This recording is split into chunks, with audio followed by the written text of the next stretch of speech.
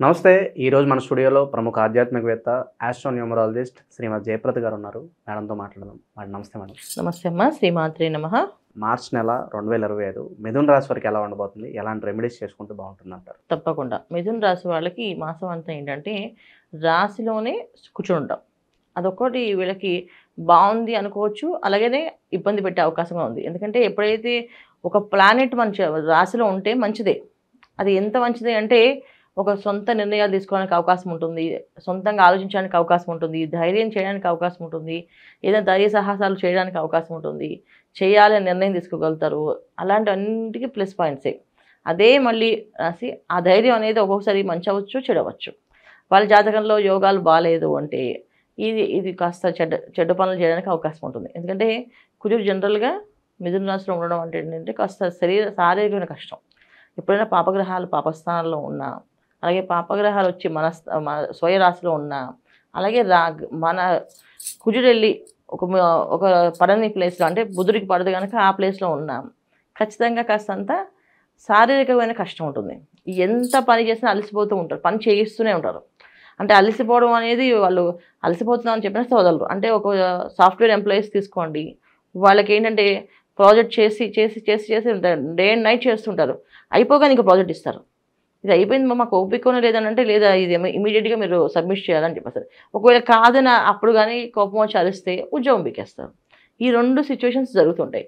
So ఇలాగా కొంతమందికి ముఖ్యంగా ఉద్యోగస్తుల్లో ఉండేవాళ్ళు బాగా నలిగిపోతారు ఈ మిథున రాశి బాగా.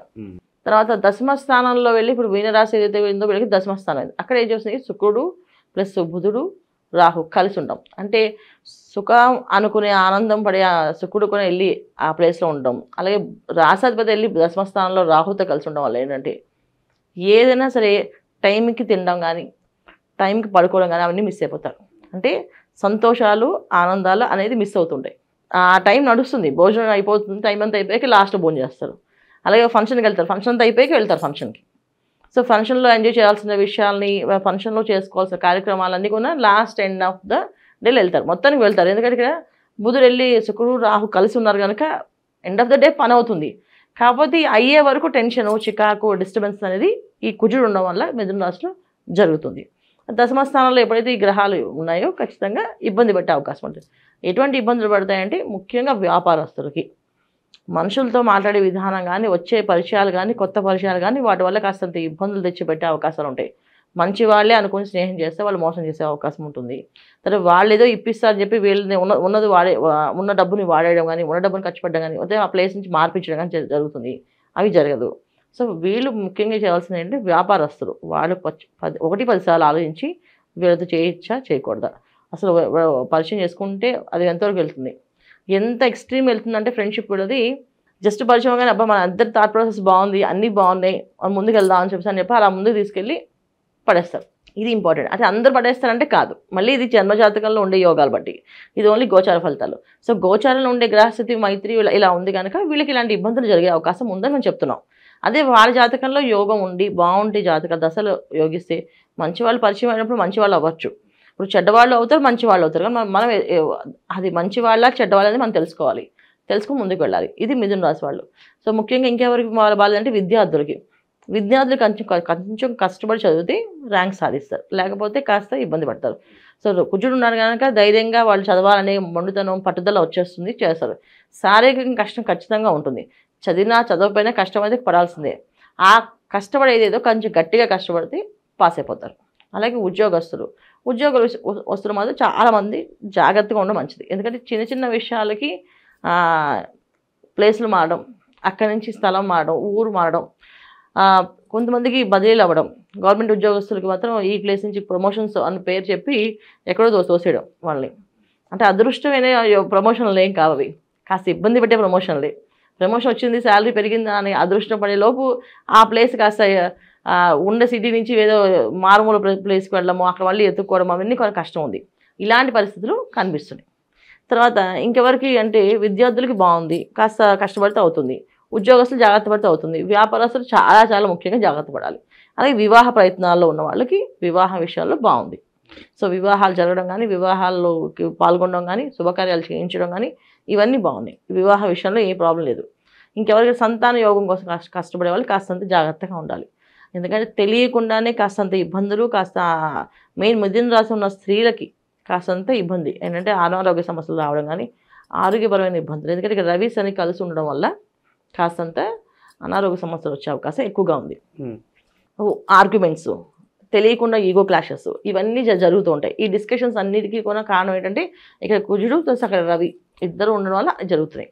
సో వీళ్ళన్నీ కూడా జరుగుతున్నప్పుడు కాస్త మనశ్శాంతిగా ఉండడానికి ఒక నామాన్ని కంటిన్యూ జపం చేసుకుంటూ మౌనంగా ఉండడం, ఎక్కువ తక్కువగా మాట్లాడకుండా అవసరమైనంత వరకే మాట్లాడుతూ ఉంటే అన్నీ అనుకూలంగా ఉంటాయి. లేకపోతే చాలా ఇబ్బంది పడే అవకాశం కనిపిస్తుంది స్త్రీలకి ముఖ్యంగా. ఇంకా మెరుగైన ఫలితాలు పొందడానికి ఏదన్నా మంచి రెమెడీస్ ఉంటే తెలియజేయండి మేడం మీరు కోసం. ఖచ్చితంగా ఈ మాసం అంతా వీళ్ళు విష్ణు సహస్రనామ ఆరాధన, విష్ణు సహస్రం చదువుకోవడం, విష్ణు సహస్రనామాన్ని వినడము అండ్ విష్ణువుని ఎక్కువగా కొలవడము. సో తులసి దళాలతో శుభ్రంగా ప్రతి బుధవారం విష్ణు సహస్రనామం చదువుకుంటూ పూజ చేయడము, లేదా విష్ణు అష్టోత్తరం, లక్ష్మీ అష్టోత్తరం చదువుకొని వేయడం, ఈ చేస్తూ ఉంటే వీళ్ళకి అన్నీ అనుకూలంగా జరుగుతాయి. లేకపోతే కాస్తంత ఆటంకాలు ఇబ్బందులు వచ్చి ఫైనల్గా ఎండ్ ఆఫ్ ద డే బాగుంటుంది, కానీ అయ్యే వరకు టెన్షన్ అవుతుందా అవదా అనేసి ఎండ్ ఆఫ్ ద డే వరకు వీళ్ళు కష్టపడి ఆ టెన్షన్ పడి తీసుకునే కంటే అదేదో ముందే జరగాలి కదా, దానికోసం ఈ పరిహారం ఇది చేసుకుంటుంటే ఆ ఎండ్ ఆఫ్ ద డే కాకుండా డేలోనే వాళ్ళకి అన్నీ బాగుంటాయి. అలా చేసుకోవచ్చు. ప్రతి ఒక్కళ్ళకి ఏంటంటే వచ్చేది మనకి చైత్ర మాసంలో విశ్వవసు నామ సంవత్సరం కనుక ఈ సంవత్సరం అంతా బాగుండాలంటే అందరూ కలిసి కంటిన్యూ ఒక నామాన్ని ఎప్పుడు జపం చేసుకోవచ్చు. శివాయ గురువే నమః, శివాయ గురువే నమః అని మంత్రాన్ని ఎక్కువ చేయడం వల్ల ఆర్థికపరమైన ఇబ్బందులు లేకుండా ఉంటారు, ఆరోగ్య సమస్యలు లేకుండా ఉంటారు, సంతానం విషయంలో ఎటువంటి సమస్యలు చింత లేకుండా బాగుంటుంది. అలాగే వివాహ ప్రయత్నాలు చేసే వాళ్ళకు కూడా వివాహం అయ్యే అవకాశం ఉండి మంచి ఇంటికి వెళ్ళే అవకాశం ఉంటుంది. ఎందుకు అంటే శివాయ గురువే నమః అనేది ఎక్కువ చదవడం వల్ల అంటే విశ్వవసునామ సంవత్సరంలో వచ్చే ఏదైతే ఉందో మనకి రవి విగ్రహం ఒక అనుగ్రహం అనమాట. రవి భగవానుడు ఒక అనుగ్రహం కోసం చేసేది ఇది. రవి భగవానుడు ఖచ్చితంగా మనుషులకి మంచి ఆలోచనలు, మంచి బుద్ధిని ఇస్తాడు. ఆ మంచి బుద్ధి ఆలోచనలు రావాలి, అది పక్కదారులకు వెళ్లకుండా ఉండాలి. ఎందుకంటే ఆయన ఇచ్చేది మంచి ఆలోచనలు, మంచి బుద్ధి ఇచ్చినా కొంచెం పరుష వాక్యాలు కూడా ఇచ్చే అవకాశం ఉంటుంది. అంటే అహంకారాన్ని కూడా ఇచ్చే అవకాశం ఉంది. అహంకారం మాకు వద్దు స్వామి, ఆలోచనలు బాగుండాలి అనుకుంటూ శివాయ గురువే నమః అనే మంత్రాన్ని ఎక్కువగా నామాన్ని అలవాటు చేసుకుని జపం చేస్తుంటే ప్రతిరోజు ఇది పెద్దగా మా మంత్రం కింద కదా రాదు, ఇది నామం కింద వస్తుంది. ఈ నామాన్ని ఎక్కువగా స్మరణ చేసుకుంటూ వెళితే అన్ని రంగాల్లో వాళ్ళకి అభివృద్ధి ఉంటుంది. సో మాకు జాతకం తెలిసినా తెలియకపోయినా, రాశి లక్షణాలు తెలిసినా తెలియకపోయినా ఈ మంత్రం చేసుకుంటే ఏ పని అనుకుంటే ఆ పని జరుగుతుంది. అది మీరు చేసుకుంటూ వెళితే మాది ఈ రాసో కాదో అనుమానం పడట్లేదు, హాయి ఈ మంత్రం చేస్తే మాత్రం మీ సమస్య తీరిపోతుంది. సో చాలామందికి ఏంటంటే మాది కుంభరాశ, మీనరాశ, మేషరాశ, ఏ రాశి అది మా అమ్మ వాళ్ళు చెప్పిన ప్రేగలు ఇది, పంతులు గారు చెప్పింది ఈ రాశి అనుకుంటారు. అసలు ఏ రాశి అనేది కాదు. మనకి ఏదైనా సమస్య ఉంది అంటే ఒక నామాన్ని పట్టుకోండి. ఎందుకంటే జాతకం అనేది మన date of birth, time of birth కరెక్ట్గా ఉంటే వస్తుంది. అవి లేకపోయినప్పుడు ఒక నామాన్ని అని ఒక నచ్చిన దేవుణ్ణి కానీ పట్టుకుని ఆ నామాన్ని ఎక్కువగా ఆలాపన చేస్తూ జపం చేస్తూ ఉంటే మనం అనుకునే పనులు అవుతాయి. కాకపోతే ఏంటంటే ఏ నామాన్నైనా 41 రోజులు చేయాలి.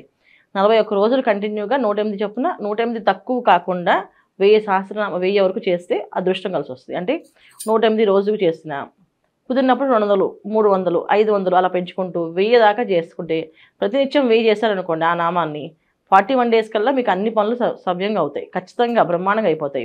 ఇవి చేయాలి. కాకపోతే భక్తి, శ్రద్ధ చాలా ముఖ్యం. నమ్మకం అన్నిటికంటే ముఖ్యంగా. ఇది చేస్తే వస్తుందా రాదా అని ఆలోచిస్తూ చేస్తే రాదు. ఖచ్చితంగా వస్తుందని చెప్పి కళ్ళు మూసుకుని చేస్తే వస్తుంది.